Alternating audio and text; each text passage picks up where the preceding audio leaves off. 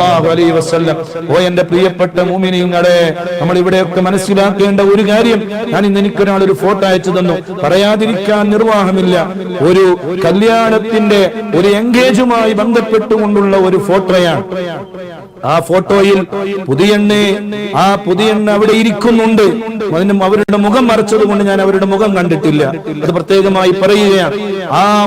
ആ പുതിയണ്ണ് അല്ലെങ്കിൽ പുതുനാട്ടി ഇരുന്നതിന്റെ തൊട്ടടുത്തായി ഒരു എൻഗേജ്മെന്റിന് വേണ്ടി കൊണ്ടുവരുന്ന സമയത്ത് അവർ കൊണ്ടുവന്ന സമ്മാനങ്ങൾ ആ മേശയുടെ മുകളിൽ നിരത്തി വെച്ചിട്ടുണ്ട്. അല്ലെങ്കിൽ ഇരിക്കുന്ന ആ പുതുനാട്ടി ഇരിക്കുന്ന അതേ കിടക്കയുടെ മുകളിൽ നിരത്തി വെച്ചിട്ടുണ്ട്.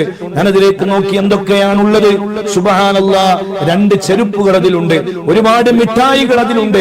ആ ചെരുപ്പിന്റെ സമീപത്ത് തന്നെ എന്റെ മനസ്സിനെ വേദനിപ്പിച്ച ഒരു കാര്യം, ആ ചെരുപ്പിന്റെ സമീപത്ത് തന്നെ വിശുദ്ധ ഖുർആൻ വെച്ചിട്ടുണ്ട്. അവിടെ തന്നെയാണ് ആ പെണ്ണിരിക്കുന്നത്.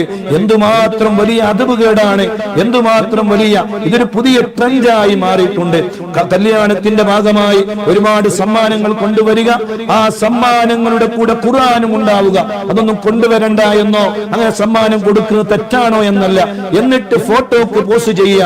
ഫോട്ടോക്ക് പോസ്റ്റ് ചെയ്യുന്ന സമയത്ത് അവിടെ താനിരിക്കുന്നിടത്ത് ഖുർആൻ വെച്ചുകൊണ്ട് ഫോട്ടോ എടുക്കുക. ഇങ്ങനെ തീർത്തും അള്ളാഹുവിന്റെ ദീൻ ഇഷ്ടപ്പെടാത്ത രൂപത്തിലുള്ള ഒരുപാട് പ്രവർത്തനങ്ങൾ നമ്മുടെ ഇടയിൽ കണ്ടുവരികയാണ്. അള്ളാഹു നമ്മളെ കാത്തുരക്ഷിക്കുമാറാവട്ടെ. എവിടേക്കാണ് നമ്മുടെ ഉമ്മത്തിന്റെ യാത്ര എന്ന് ചിന്തിച്ചു പോവുകയാണ്.